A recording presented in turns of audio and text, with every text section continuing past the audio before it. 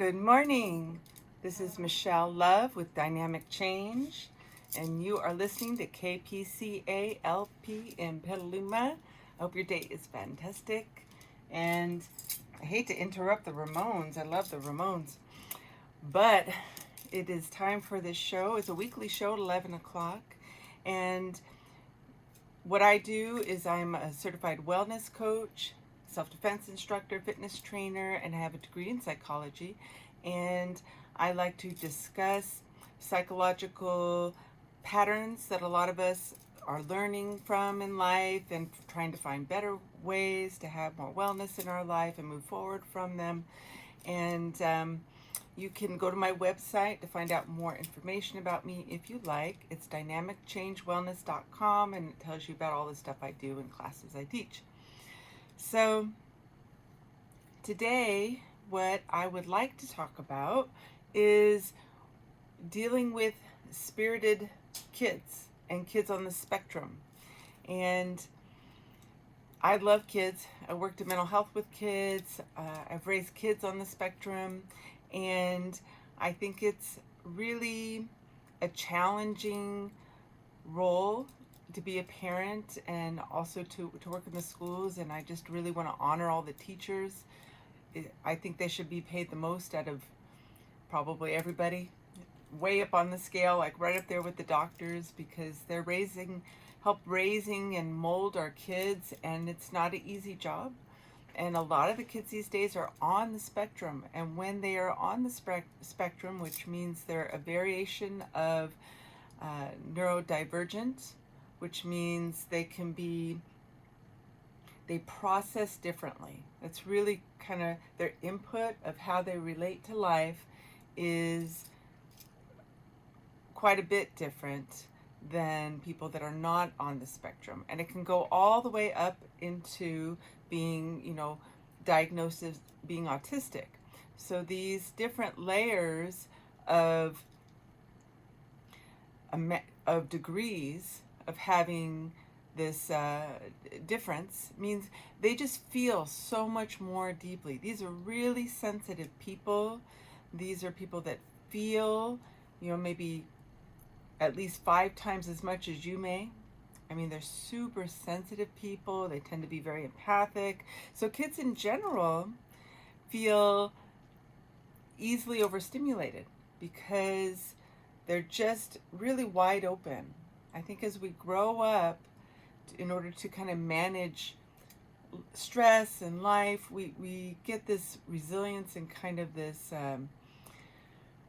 we get used to, like growing a thick skin, to a busy life and all the stimuli that comes with it. These kinds of kids, it's like they don't have the thick skin, so even though kids in general are more sensitive than adults, in my opinion, it's even more so. And I also say spirited kids because the neurodivergent, which just means they are different on how they process neurologically, and kind of how they regulate within their being, if they feel dysregulated a lot.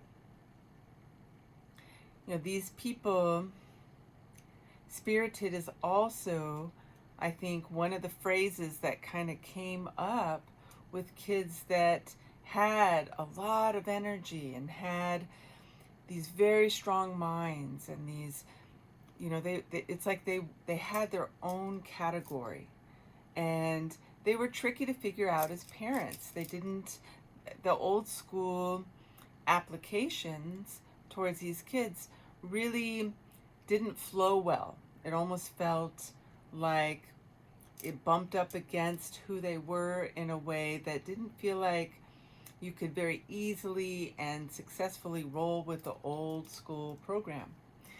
So out of respect for these beautiful, beautiful kids, and out of respect for their differences, I would like to speak to what I have found is a really helpful way to kind of listen to who they are as individuals and to empower them to be in charge of themselves in a way where they know themselves So as they grow up, they start to learn who they are and how to self-regulate. So the wisdom in this I have found is that we are all very different. And I strive in my life to find a way to respect those differences and to be able to learn how to cohabitate with people of different minds and different internal experiences. And these kids have very different internal experiences. Like if you're dealing with someone autistic, they can't help that they're autistic. They cannot help that they feel so deeply. They cannot help that their mind runs and runs and runs and runs and runs. It's like the ADHD, auditory processing hyperactivity disorder, ADHD kids. When those started to really pop up, and Ritalin, the medication, was a very big thing at that time, they just started medicating them because and I'm not saying that's bad, but they just really, it was a lot to try to figure out. These kids all of a sudden had all this energy. It's like they had a different pattern to their being and very hard to contain and understand what they needed to help them self-regulate, feel calm, and to manage their own high levels of energy. So it's very interesting to me over these years in working with kids in these arenas of how can we listen to people that have a very different internal experience so we can be present with that, be able to work with that, so it doesn't feel like a struggle. It doesn't feel like, oh, I'm exhausted at the end of the day, just trying to be present with somebody that really is feeling on such a deep level, someone that is experiencing their sensations so deeply that life is more challenging for them. So as I'm always striving to learn, what I have learned thus far, and I'm sure there's much more to learn, is I had a kid on the spectrum very recently tell me she was having a moment where she was starting to have a meltdown. And I told her, I said, I really understand that you have really big feelings, and it was like I saw her in that moment. She says, and she was young. She's only like 6 years old. She's like, it's so hard. Like my mind just won't stop operating, and the emotions are like so big. I can't stop my body. And her emotional intelligence in that moment to be able to articulate, yes, it is a struggle at 6 years old. I don't find adults that can do this sometimes. 6 years old, she's talking like this just powerful person, just saying, yes, the struggle is real and I'm doing the best I can, but it's really hard, was so amazing. And my heart just really, really, really felt for her in that moment, because I think that's what life is about, that we are learning how to kind of master ourselves and how to feel calm, how to adjust when something overstimulates us in life, how to be able to work with other people when sometimes they really trigger us or push our buttons. So I want to speak to this experience on how you can be present with your kids and how you can be able to figure out what will work with them. Parenting, what will work with their temperament in a way where the parents are in charge, but we're able to see what's going to work with that kid. Because not everything works with the same with every person. And so I think it's really powerful to learn how to see a person very clearly. And that's what I strove to do with my child. And, there were many, many times where being able to learn what they needed felt like such a struggle that, you have those days as a parent where you feel like, man, I just feel like I failed all day. All day. The other day you're like, that was so hard. I'm exhausted. I felt like nothing worked. I feel upset. I don't want to feel upset. I want to feel good about all this. But it is really challenging. Being a parent is one of the hardest things. And so, first of all, I would like to speak to, having an infant. What I realized is you have to learn their temperament.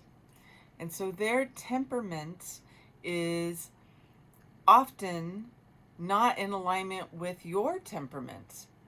And so for me, I had to really look at, okay, how, I tend to be very busy. And kids need, especially kids on the spectrum, kids that are neurodivergent or autistic kids, the biggest thing is their ability to transition is pretty compromised because they feel so much, they need, and they're so easily overstimulated.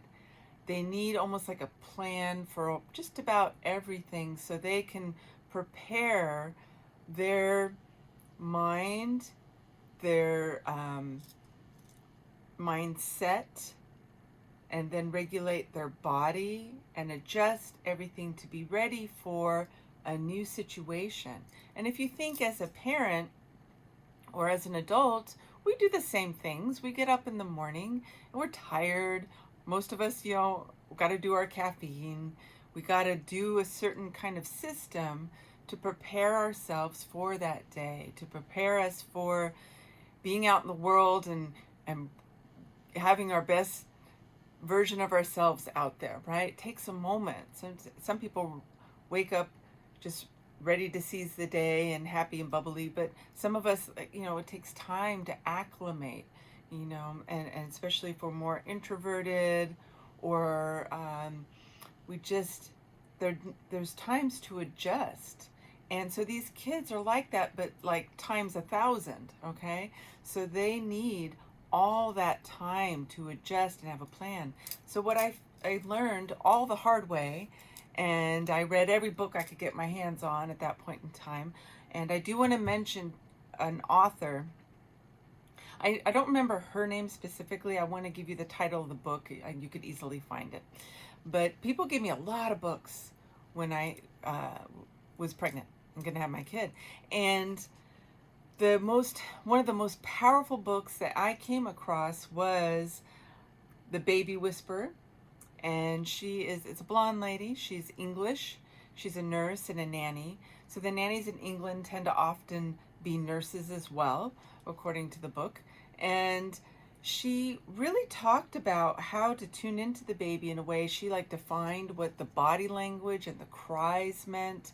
And what I thought was so, so brilliant was she gave you psychological behavior techniques for slowly regulating your kid to be able to sleep at night, to be able to allow you to sleep at night, and how to work with in a very respectful way, and listening to the baby's needs, but also shaping the situation behaviorally so you could also take care of yourself. Because as a parent, it's challenging to learn how to take care of you, so you have plenty of energy and patience and, love left over for the kid all the time. So we're not giving everything over to the kid in every moment. Then there's nothing left for us. Then eventually we're going to get so worn down that we're going to be cranky and not feel like we're able to be as rested as what's needed to really be there for our kids. So it's just so valuable to understand psychological behavior techniques for being present with the kids, especially when kids are a lot trickier and they tend to get dysregulated so easily. So what I have found was really tuning into that kid and saying, okay, what I've realized is I cannot expect to be able to do a bunch of things. Like if I have a plan and it's not taking into consideration that maybe the plan needs to have very few things. like getting up a little earlier, then like striving to be more of an early person. I think often it helps the babies to get up earlier and then have some time to adjust to the plan of the day. And babies are really brilliant and they can understand way more than we ever think. So that book, The Baby Whisperer, I highly recommend for pregnant mothers. Also, another really amazing book just to help with childbirth is Ina May's Guide to Childbirth. She's a famous midwife, but she talks about how the mindset we put around giving birth. So rather than having fear and that it's this painful thing, she talks about in other cultures how their whole language, their whole mindset, their whole approach is that it's, this really powerful natural sensation that has these ebbs and flows. And so fear is never, and pain is never those words that are even used. And they have these beautiful, she talks about these beautiful ways of incorporating the partner to work with the woman as they're giving birth, as they're preparing for birth. So there is this strong connection, and it's about being present rather than being afraid. Very, very, very, such a powerful book. I told my kid, if you ever, wanted to have kids, I would pay you money to read this book because I feel that strongly. Like, this is such powerful education. So those two books, and then the woman that wrote The Baby Whisperer also wrote The Toddler Whisperer. So these books, I found the psychological input to be so powerful and valuable and useful to understand the concepts of how to shape the behavior so you can, keep your sanity, take care of yourself, and find an easier way to parent kids rather than learning it the hard way. Very, very, very helpful. Very valuable, I think, information. So again, my name is Michelle Love. You are listening to Dynamic Change on KPCA LP in Petaluma. And I'm talking today about parenting techniques for kids that are very spirited, that are not, are outside the box, that are neurodivergent, that are autistic, and just things that can really, really help you out. So learning the temperament of the kid and realizing when you are planning your day, try to make it simple. Say, okay, we're going to get up early. Babies really understand a lot. You can just talk to them at a young age. They often, before they're talking, I think they're still able to process, right? So if you tell them, okay, good morning, we're going to move slow this morning and kind of get nice and calm. And then what we're going to do with our day is mommy has 2 errands to run. So there's not a long list of things to do. So maybe there's grocery shopping and maybe a doctor appointment. That's plenty in one day. So you tell start expressing kind of the flow of the day. So kids that are on the spectrum or really sensitive, they need a plan. It helps them internally organize. It helps their mind organize, and so they can start preparing and master themselves. When they do not have a plan, they don't know how to master themselves and regulate for the upcoming event. It helps tremendously. So I would tell the child, this is the plan for the day. And then you pack all the things you need. Pack some snacks, pack some water, pack the bottle, whatever it is. And then, you get in the car. And what I found is, so I'm going to jump from babyhood to this to kind of include other ages. Let's say we get to toddlers. Really noticing my kid had a very hard time before they were had any diagnoses for their being on the spectrum, that they really didn't like the car. And I didn't know why, but they get very upset riding the car. Usually the cars calm the kids down, but I don't know, maybe the car seat was uncomfortable, maybe the noises in the car was a little too much. Like it's interesting to try to figure out what that is. But I found that sometimes if something is not working, particularly when, as they get older, to, to try and stop and sometimes start over. See if you can kind of just slow down and see if you can figure out what it is. You know, maybe look in the car seat. Maybe they needed a blanket. Maybe they need, something for comforting. So maybe they're very tactile. The kids on the spectrum do very well with something that it's soothing for them to have something tactile.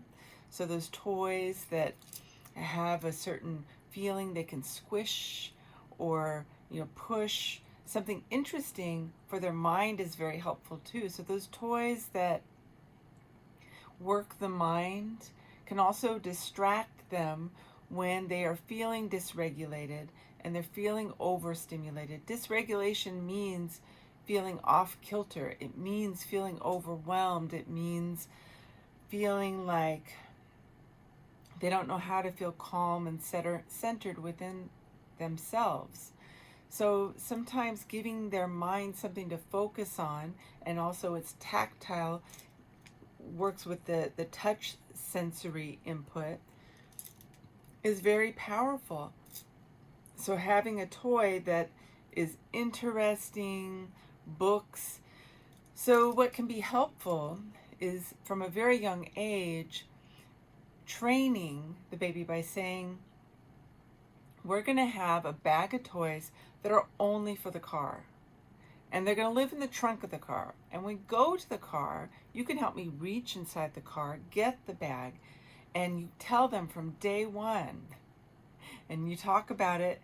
I don't care how young they are. I think really communicating with them develops this, even if they're still learning language, they're still learning these words, and they're not quite talking, they still absorb and kind of understand where we're coming from.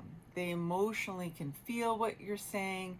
It starts to develop language, and saying, we're going to pull this bag out of the trunk, and this is the bag that you get to play with only in the car. And that bag has all those sensory toys. So go to the sensory department. You can Google that, sensory toys for autistic kids, and then tell them, this is the bag you can play when you're in the car seat that can really feel interesting to you.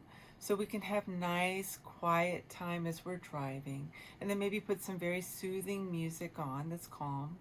And then maybe there's a safe, some sort of snack that they won't choke on, that you're comfortable with for them to have in the car, and you can let them know if you decide you're hungry, here's your little cup holder thing, and here's something you can eat if you feel like you need it. But the idea is to get them in charge of learning themselves of, oh, this does help me, the water makes me feel hydrated. My body feels better when I do that. This toy occupies my mind when I start to feel restless when we have a long drive to the grocery store. Like they have to start learning about what helps them cope with the world. And if we are constantly saying, do this, do that, and not, so I would always give my kid a couple of choices. Say, it's mommy's way, but you get choices. These are the choices mommy's comfortable with. And you can find what feels the most useful for you to be able to cooperate with what mommy has planned for that day. What choice helps you out the most? And so they're learning how to figure out what they need. So you don't have to do this, because the thing is, for dynamic people on the spectrum are extremely dynamic. They're extremely outside the box. They are going to grow up, and as teenagers have to figure out how to handle themselves. When they start going through puberty, they get bullied or whatever, they're going to have to problem solve. You want to give them this outrageous gift of a skill of, how do I problem solve, as young as possible. So I would constantly think about what kind of tools can I give in their environment, and present it in such a way that it encourages them to understand that they are tools for handling their sensory input needs, their emotional needs, what calms them down emotionally, what gives them emotional outlets, what gives them mental stimulation outlets, physical body outlets of exercise, of breathing, of taking deep breaths, I used to like do kid yoga, or I would do yoga at home. I'm old school, so I had the videos. I had VHS, so I would do the videos where my kid could just watch me do the videos, and I did it deliberately. So when the babysitter came, there would be little kid yoga videos, and my kid would be like telling the babysitter, and let's do some yoga, and they learned how, and it was all of a sudden their idea, but I had kind of set it up so they could learn some things that helped calm them down. So getting in the car, telling them this is our bag just for the car, or if we're going into a store, or if mommy has a doctor's visit. So the baby helps you, or the young toddler, whatever age, starts to get accustomed to expecting this scenario of these are the very, very interesting, they're like brand new toys to them because they're special. They don't get to have access to them all the time, that they get to use if they are listening to your rules, if they are being quiet in the doctor's office, if they are quiet sitting in the basket of the cart for the grocery store. They can have this special privilege of playing with these toys that has specifically been picked in a way where they had like a variety of stimuli that helps with the different levels of experience in the body. Something for their mind, maybe a toy that plays very calm, music. So it could be soothing music, but gentle stuff. There could be a little snack in there that you're comfortable with, so they can decide when they might want that snack. But it's an option. There's something for them to drink when they feel like it. And there's books and pictures and things. And as you walk through the store, and so if the kid starts to act up, so let's say you go into the store and the kid's starting to have, meltdown, try to figure out what the meltdown's about. Maybe, they're gassy, maybe there's like a biological need, right? And see if you can figure that out. Sometimes say, leaving the cart and stepping outside for a few minutes and just take some deep breaths. Encourage the baby to take some deep breaths. Try burping them. Say, okay, what's going on? See if you can figure out what it is. And then you can tell the baby, we're going to try again. Let's go back into the store and for a few more minutes. And then you might not be able to do the full shopping, but just stopping in that moment to reset the kid and see if you can tune in that moment. What is going on? Why are they doing that? But if you stop it, rather than pushing through the shopping, I learned this the hard way, okay? Pushing through the shopping when the kid's completely melted down. Sometimes you have to do that. I'm not saying you always have a choice.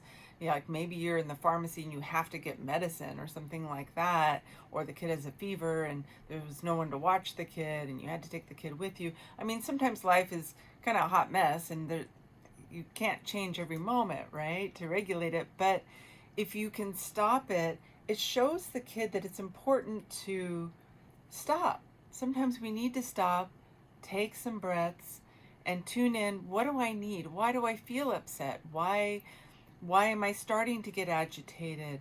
Maybe I just need to take a break and go to the bathroom. Maybe, I just need to get some air. Maybe the store just had a lot of noises going on. So autistic people, noise is a lot for them to process. Often they hear it's like they have a heightened barometer for noise and a disruptive environment, and they tend to be extremely bright people, so they are going to be noticing maybe way more than you are. So they're overstimulated because they are noticing so many things in their environment. They're feeling the energy of the environment. So their feelings are like amplified, their sensory process is amplified. So it's a lot for them to take in. So you might need to just say, okay, you can take some space. Maybe we even sit in the car for 2 minutes, and then we go back in. And you can tell the people in the store, if there's like someone that works in the store, say, you know what? I need to leave the basket for about 5 minutes. I'm come right back. Can you just hold this for me? You can do stuff like that. And just take a moment and then go back in and just tell the kid, we're only going to go in for it's going to be as close as we can to 5 minutes. And those plans help the kid have an expectation, because then they understand there's an ending to the situation if they're starting to feel overwhelmed. And you change the plan to accommodate the kid in that moment. So then you get through the store, and then when you get back to the car, you tell the kid, okay, good job. Now we're going to put the bag that is only for stores, the toys only for stores, let's say, back in the trunk. You're going to help me. And, here I got you this little snack that they won't choke on, and say, now you can sit down and just kind of have a snack as we drive to the park. That's your reward. You behaved in the store. You found a way to kind of take a moment and reset yourself so we could finish the shopping, go back into the store, and now we're going to go to the park. And so you start showing the kid that A, they can reset themselves. A, you can learn to listen to yourself. You showed them, I'm listening to you. And you can listen to yourself to find a way to change the situation so you can feel regulated, and then do what you need to do to move forward in a way where you feel more regulated. So often I think as adults, we don't stop enough to say, I'm getting really irritable. Maybe I just need to just stop and not do so much and let the house be messy. And maybe I just need to go to the movies and take a break, because we get so driven in these patterns. So we're showing the kid how to have wellness within themselves, and how to take pause and take deep breaths and breathe. So then, we say, well, now we're going to go to the park, and they get to be outside in the fresh air. Maybe you take them to a park where, they can sit under a tree. And so I would say things that even if I didn't know my kid was going to latch on to the idea, I still felt like I was modeling a goal of reaching towards something that would help them feel regulated and calm. Say, okay, we're going to go to the park. Mommy's going to sit down in front of the tree and watch you, because I feel calm sitting next to this tree. The grass, I'm going to put a blanket down. It just makes me feel good to sit in the sun. And I'm going to lay down and watch the clouds. I loved doing that as a kid. You love to lay down, watch the clouds in the sky. And those things, or watch the leaves. The breeze slowly move the leaves. This is like meditative things for our mind. It's calming. And or I'm just going to pet the animal. Maybe there's a dog at the park, and the owner says, really nice dog, and I ask permission, can I pet your dog? And these little things where I'm going to watch the animals, like teaching the kids, you want to play. You also want to, find ways to enjoy your surroundings in a way that allows us to feel calm and appreciative and present and grounded within ourselves. So then also noticing when your kid starts to melt down. This one I did not learn, I don't think I ever learned this one, but I watched other moms and I said, what are they doing that I don't know? And the clues are, learning your kid, stopping things early. Don't wait till the kid's melted down before you leave the park.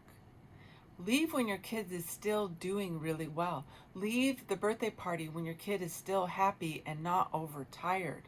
I always made the mistake where I would stay so long because I was so thrilled to get a break. And I was so grateful. I was like, okay, I get a break, I can talk to other adults, the kids are playing, it's great, but I would always wait too long because by the time I left, the kid had played so much that then they're exhausted and then they're like cranky. You want to leave while they're still good. They have some energy left. So then when you get in the car, they can let that tiredness kind of settle in and they can then rest, not to where they've spent all their energy, where then they feel overtired and overstimulated. You want them to have some energy left over.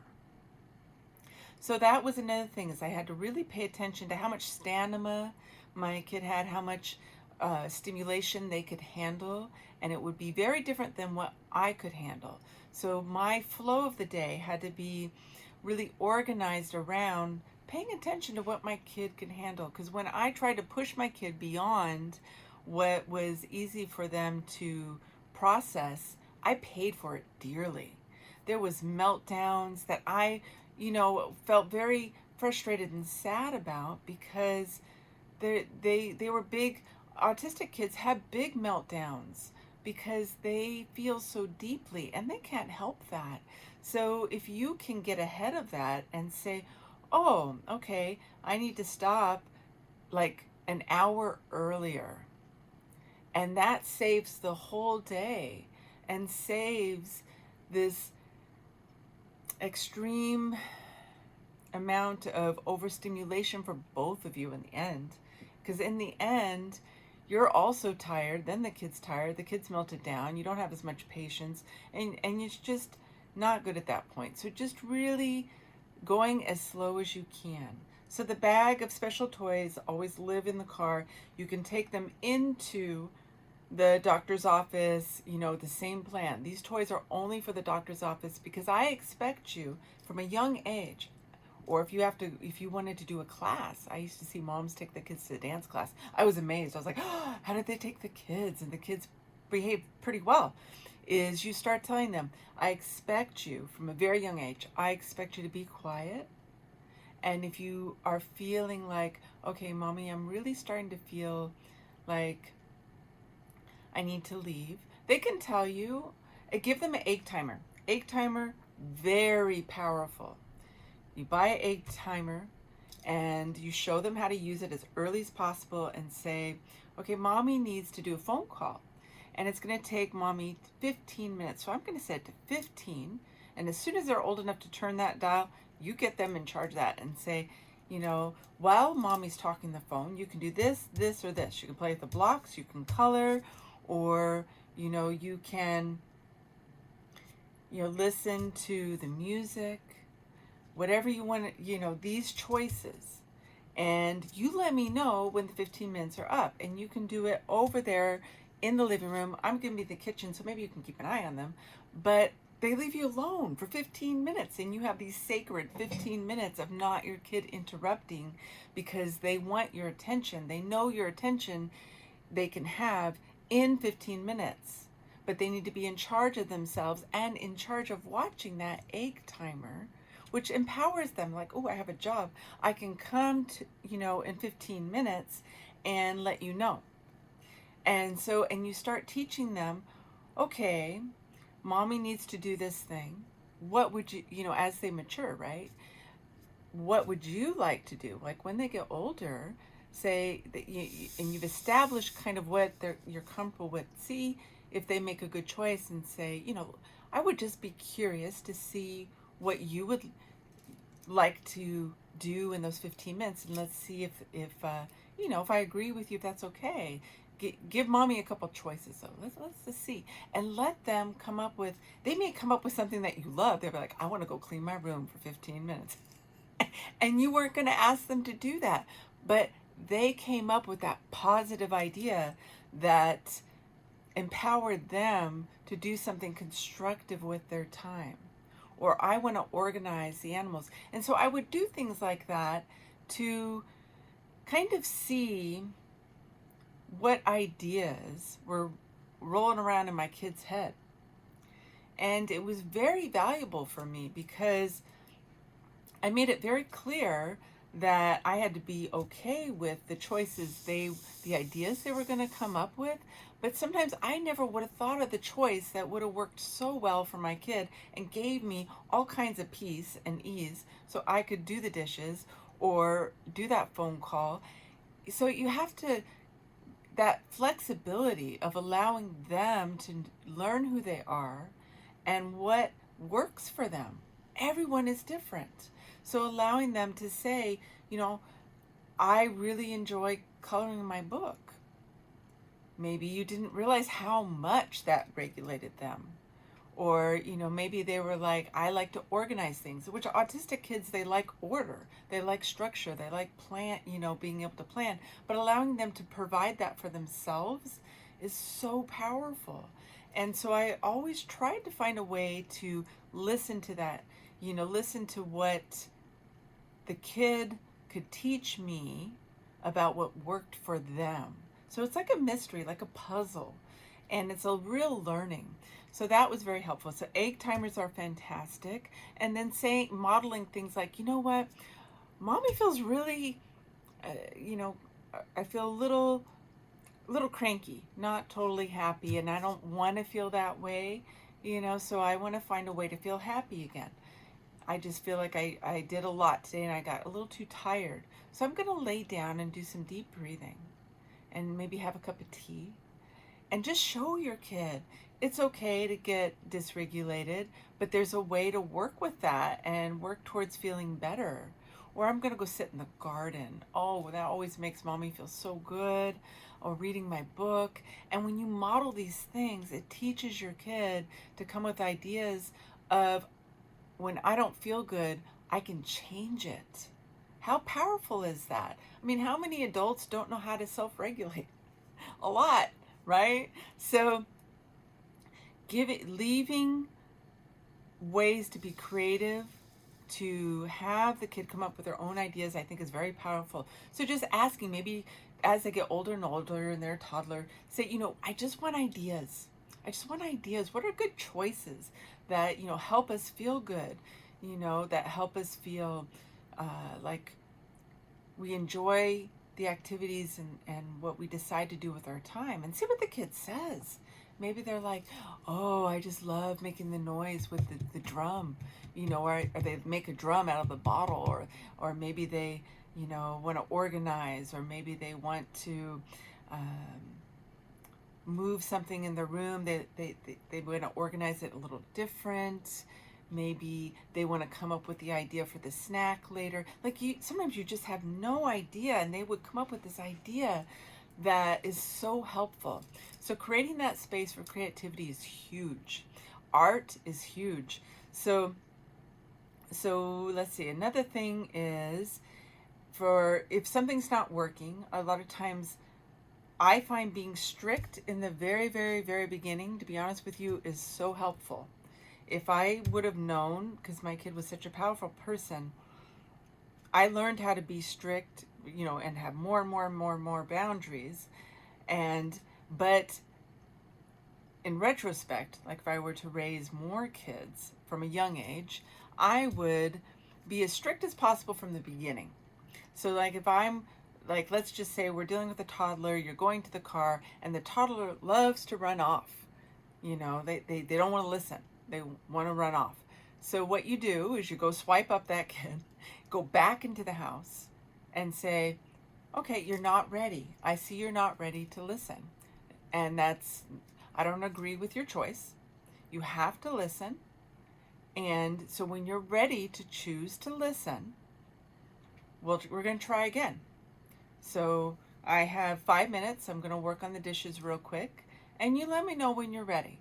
Otherwise, you're not going to be allowed to have the privilege of going with me to the store. At some point, you are just not going to be allowed. I'm going to find the babysitter. You make it like a privilege. But in order for them to have that privilege, they need to walk and hold your hand all the way to the car, get in the car nice and cooperatively, and this running off stuff does not happen. So you stop what's happening. You start it over again. You reset every time until they listen. It's like, okay, the Kung Fu movies. Love that. You know, They do it 100 times until it's mastered, right? Wax on, wax off. So you do it 100 times, starting over, starting over, starting over. But you do it until that pattern has been established of they are going to listen. Otherwise, they don't get to participate the way, make it into like, we actually have fun. Because if you listen at the store, often we might go to the park after. Mommy does that occasionally, but you're going to miss out on that because it is mommy's way. And you just look at what the kid can handle. Again, don't over, plan your day, but break the cycle behavior immediately. Really work on in a respectful, kind way, so you're not getting frustrated with your kid. You're not getting angry. You're not getting all stressed out. You just calmly. So you want to give yourself a lot of time. So when you're training kids when they're young, give yourself twice the amount of time to do one thing.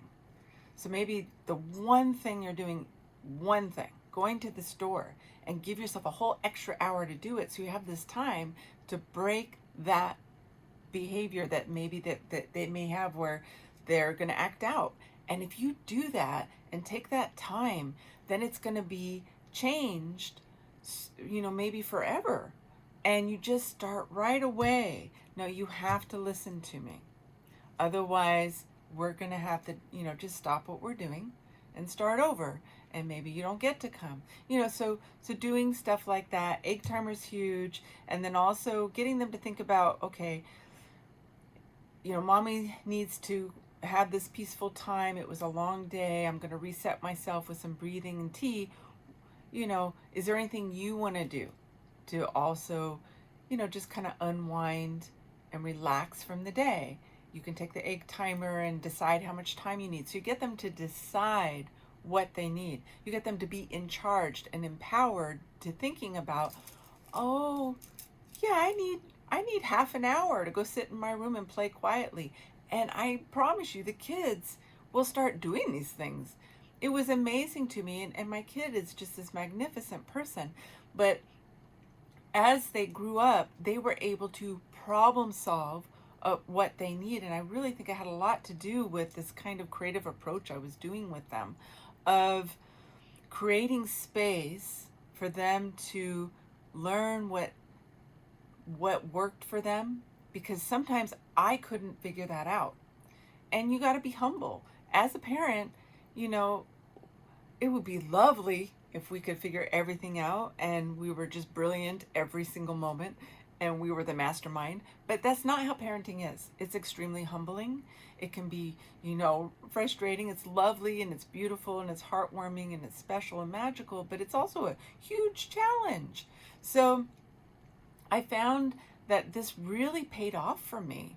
So being stern, starting over and giving them options, but they're your options. Now, the couple other things.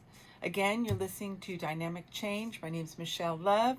You're listening to KPC LP in Petaluma, and we're talking about parenting techniques for neurodivergent and autistic people that are on the spectrum kids, and how to listen to these very, very special, beautiful people that feel about 1,000 times more deeply than you may. Their sensory input is so lit up that we have to give them this container of organization, of ways to calm down, ways to tactilely reset themselves. A lot of times, like a nice heavy blanket, with the autistic kids, they can just go lay down, get one of those weighted blankets. If you're feeling overstimulated, you let me know. We have one in the car. You can, we can go take a break and you can just sit with that weight on your car for, a couple of minutes and we'll relax, and then we have one at home, like these ideas. And so another thing, these are two magical ideas I have to share.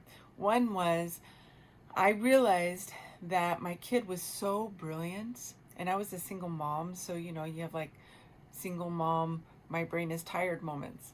And I realized that my kid at a very young age liked their ideas more than mine often, and that's why they were being stubborn and kind of oppositional with me. And so I told them I think when they were about 6 or 7, I realized what they were thinking. And I said, it doesn't matter if your ideas are better than mommy's, it's still mommy's way. And this actually was like let out all the steam out of the balloon of all the struggle. I could not believe how much this changed the struggle with my kid. I was blown away. My kid just needed to understand that I recognized how brilliant that they were. I recognized that maybe they did have better ideas at times. There's all kinds of different ways to do things. And kids are really brilliant. Autistic kids, very brilliant people. And sometimes our decisions or our pattern of thinking may not resonate with them, right? So you just have to acknowledge that maybe they think completely different and see that totally different. So I had to acknowledge how brilliant they were, but it's still, I was in charge. Huge. So you need to realize sometimes that's what they're thinking. The other extremely powerful thing that I realized was I had to anticipate my kids' behavior because they were a powerhouse and they had a lot of energy. And in order for me to save my sanity and not feel exhausted or feel like I had to struggle against their exuberant amount of energy when I was exhausted in that moment, was I had to get way ahead of them. Way ahead of them. So what I started to do was kind of read my kid's mind, because you know your kid, you know what they're going to think, what they're going to pattern of what they're going to do. So I would anticipate exactly what they were going to do and think before they did it. And this blew my kid's mind because I got very good at it. And I said, okay, so I do not expect you to say and do this and ask to do that, because you're not going to be able to do that particular request. This is what you can do. And then by then I had already had a plan of several choices that I was comfortable with. This blew my kid's mind. I was so proud of myself when I came up with this idea. It was so effective. So just, before, put your, do not too many things within a day. Don't overschedule things. Put the kid to bed early. Really work on that bedtime routine from day one. Get them to bed early so you can get to bed early so you have plenty of rest, so you're not exhausted. And don't try to stay up too late after they go to bed, because even though that might be your time, at the same time, if you have a kid that doesn't sleep well or the next day ends up being challenging, if you don't get enough rest, it's really hard to be your best parenting self.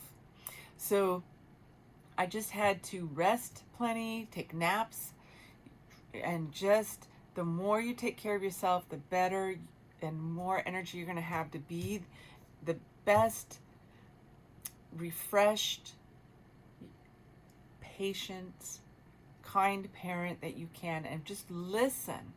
And so anyway, I would tell my kid before they did it, and that was one of the most valuable parenting tools I learned. If you are dealing with a kid that is brilliant, has a lot of energy, extremely smart, and maybe really stubborn, I'm telling you, this really helps. And figuring out the kid's temperament when they're really intelligent. Sometimes they're so smart they get bored and they act out.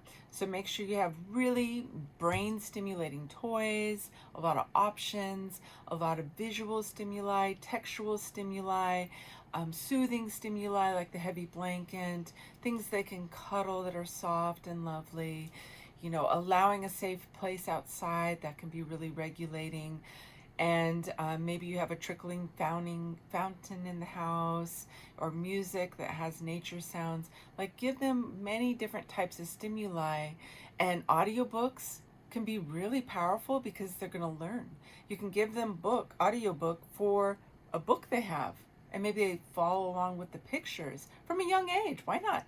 You read to them plenty, but maybe the audiobooks is going to teach them how to use their mind and create their imagination, and also look at the book at the same time. It might even help them read. You know what I'm saying? So things like that where they can learn, so it's not so much like a TV or a gadget, but it's just listening, for them to learn how to listen.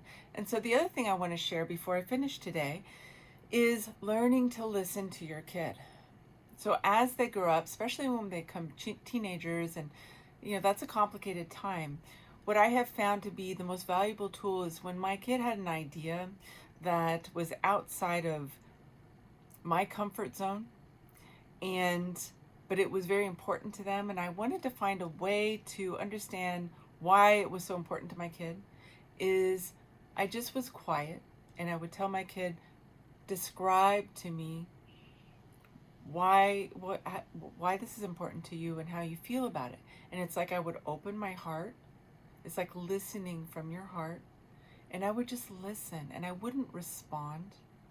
And then I would give myself time to just think about it and think about it. And I did this a lot. And then I would later talk to my kid about the topic. I'd give some parameters and boundaries around the topic, but I just had to absorb their viewpoint, and this was tremendously helpful during the teenager years. So, finding times where you just have to listen and let the answer come to you over time. Try not to react in that moment. Give yourself some container for the kid. These are the rules around this, and for now, and I'll consider what you're bringing to the table here. I don't agree, I may not agree or see it the way you do, but I'm open to hearing your experience, and we can talk and explore this later. Very helpful. And the other parenting tool is articulating their emotions. So when you're dealing with someone on the spectrum, looking at them and saying, I can see you feel really upset and maybe frustrated, or maybe you're upset because you can tell I'm feeling frustrated. And I always owned my bad behavior to my kid. Okay? That's a powerful thing to do. Say, you know what? I'm feeling really frustrated right now. It is not your fault. I need to go calm down. I do not want to take out my annoyance with you or feel frustrated. So I'm going to go sit and have a cup of tea. Own it. Show your kid that we need to strive for finding a way to feel regulated. It's okay to feel dysregulated. We're all going to have those moments, but to make it okay and be mature enough to say, I'm feeling upset. Maybe I don't even know why, but I'm sorry. I'm not going to, be unpleasant with you. I'm going to go take some space. Okay, but you articulate their feelings and say, I can see you're upset. I can see you're frustrated. When you do that, they just start crying, because they feel seen. They feel emotionally held because you are acknowledging their feelings. You're stopping what's going on, and you're just giving them a moment to go blah, blah, blah, and cry. And yes, I'm really upset. And that helps them have a release. It's cathartic, and it helps them decompress, and then it helps them kind of reset in a way where maybe they can then move through the emotions. So that's the other thing. And keep saying that, I see you're upset. I see you're upset. I see, this is what I'm seeing. You look angry. You seem frustrated. You seem like you have a lot of energy going on. That's okay. And just keep saying it. I love you. If you want a hug, you tell me. You want to go drink a cup of water, you tell me. And get them to just not hold it in this overstimulated, frustrating way where they're like, I don't know what to do with myself. Help them have a way to let it go, to move through it, to get to the other side and be regulated.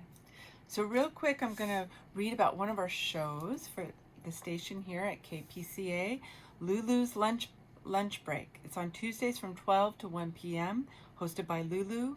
Lulu has an eclectic musical taste that spans generations, genres, and continents. More often than not, a lunch break spent with Lulu will revolve around a theme, songs featuring clapping, whistling, days of the week, and even murder. She doesn't take herself too seriously, and neither should you. Tuesday at noon has never sounded so good. So that's one of our lovely shows here called Lulu's Lunch Break. And I'm so grateful for communicating with you today and talking about these beautiful people on the spectrum. I just think they're so lovely and brilliant. And there's more and more kids that are neurodivergent just in general these days. So I think we got to brainstorm and learn how to be as present with them as possible and learn from their sensitivity, because they are very compassionate people, and I think that really helps society. I think they're very powerful people to be be a huge part of the population. So thank you for joining me today with Dynamic Change. My name is Michelle Love. You're listening to KPCA LP in Petaluma, and I will see you next week on Wednesday. You can go to my YouTube station, Michelle Love with Dynamic Change and Wellness, for all the shows. Thank you.